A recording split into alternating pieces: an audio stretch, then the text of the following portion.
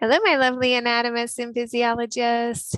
We just stopped talking about pulmonary ventilation, which is the movement of air in and out of the lungs. And we said that was governed by Boyle's law. And we said Boyle's law has an inverse relationship between volume and pressure. And so we said that inspiration is referring to our inhale. And in this case, you're going to increase the thoracic cage. And we said that the lung is basically adhered to the body wall with that pleural fluid. So when we increase our thoracic cage, we increase our lung volume, decrease our pressure, and we can think of that as pulling air in. And then we said our expiration is our term for our exhale. And this is the opposite. So in this case, we're reducing our thoracic cage. When we reduce the volume of the thoracic cage, we're reducing the volume of the lungs. That's increasing the pressure. And you can think of that as like pushing air out. So when we talk about respiratory volumes, what we are talking about here is the amount of air moved. You know, scientists, we love to graph things. So we have a graph here coming from our OpenStax textbook, which is linked in the video description. And we see that we have on the y-axis our amount of gas measured in milliliters. So this is our volume of gas in milliliters, and it starts at 0, 1,000, 2,000, 3,000, 4,000, 5,000, and 6,000.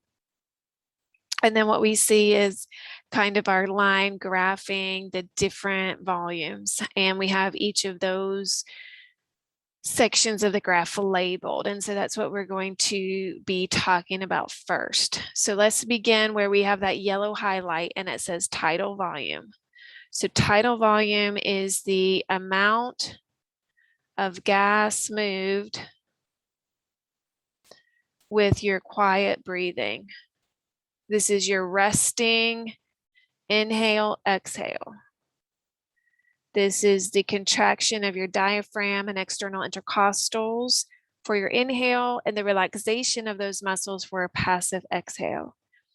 And we see that on average, this is about 500 milliliters. So here the graph actually is starting at 2,500. And then we see it go up to 300 for the inhale and then back down to 2,500 for the exhale. So with your quiet breathing, with your tidal volume, you're moving about 500 milliliters of air, and that's it. So again, tidal volume is quiet breathing. That's your diaphragm and your external intercostals. When we look at what's called the Inspiratory Reserve volume, or we can abbreviate this IRV, what we see is that this is talking about the amount of air you can inhale during forced breathing or forced inhale, which remember we called that hyperpnea.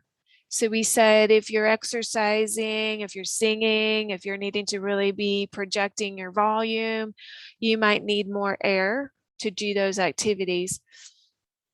And so now you're going to recruit more muscles, and you're recruiting the muscles to make your thoracic cage bigger, right? So we talked about the accessory inspiratory muscles, the sternocleidomastoid, the pectoralis minor, serratus anterior. Those are the muscles that we're familiar with, scalenes. And what we're seeing depicted here is you still have your quiet inhale. So you're still inhaling that 500 milliliters.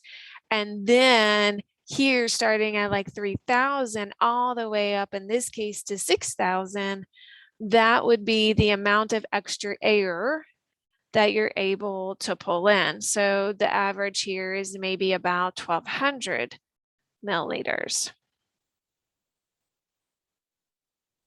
I'm sorry, I looked at my notes wrong. I don't have an actual average for this. So what you can do for practice with this one is you can just do a quiet, regular inhale and just kind of stop, and then inhale more air on top of that. So you do a little bit of an inhale, stop, and then inhale more. What you inhaled more, that's your inspiratory reserve volume. Okay. All righty. And on our graph, it's shown in this kind of peach color. Let's look at the green line, which is labeled here expiratory reserve volume, which we can abbreviate ERV.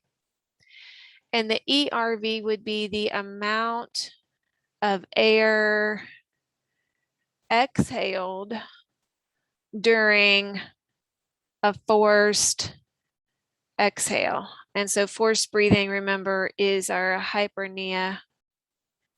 And this one has an average of about 1,200 milliliters. So here in this case, we see that we're able to exhale beyond that 2,500 milliliter line. So we're seeing our line dip all the way down to, looks like 1,100 maybe. Okay, so you can practice this one too. You could do a whole forced inhale, forced exhale.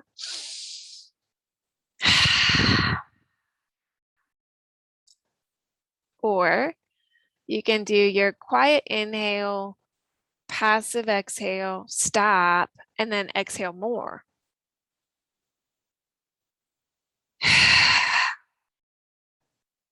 That amount of air that you exhaled more, that would be your ERV. That's your expiratory reserve volume. Okay. Then notice we have this purple area. So this is from about 1,100 all the way down to 0. This is called your residual volume. And we can abbreviate this one RV if we want. This is the amount of air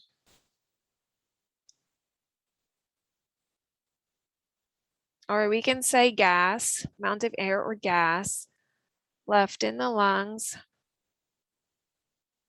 after you forcibly exhaled everything that you can forcibly exhale.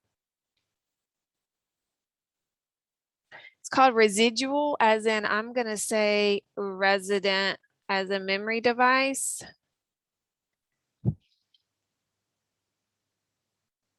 Because notice we're not able to exhale this out.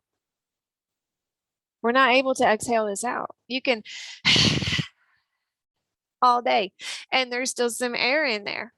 The air that's left in there is your residual volume.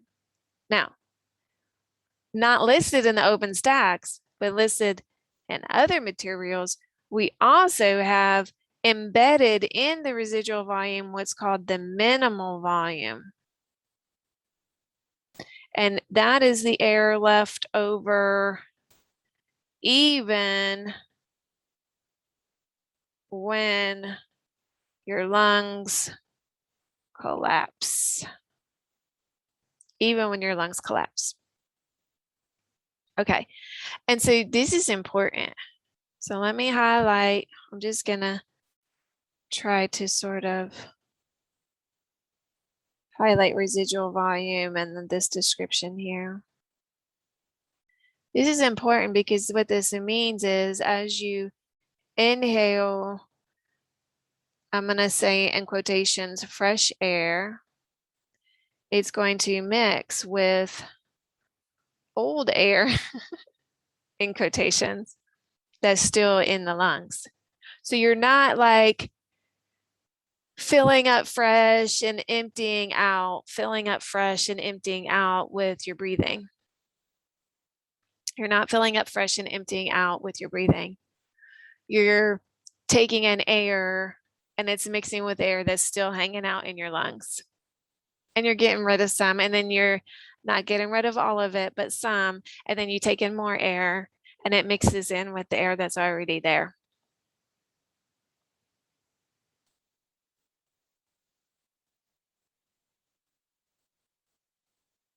Okay.